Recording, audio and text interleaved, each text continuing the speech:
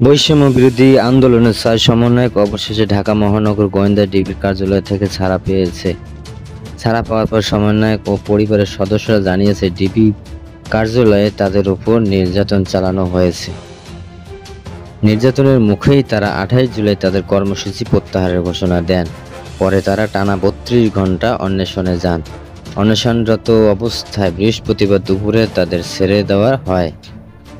ছেড়ে দেওয়ার আগে তাদের পরিবারের সদস্যকে ডেকে নেওয়া হয় ডিবি কার্যালয়ে। পরে ৬ পরিবারের সদস্যের জন্য পৃথক ৬টি গাড়ির ব্যবস্থা করে ডিবি ওই সব গাড়িতে সমন্বয়ককে বাসাবাড়িতে পৌঁছে দেওয়ার ব্যবস্থা করা হয়। নাহিদ ইসলাম যুগান্তরকে বলেন, এই মুহূর্তে শারীরিক ও মানসিক অবস্থা ভালো নয়।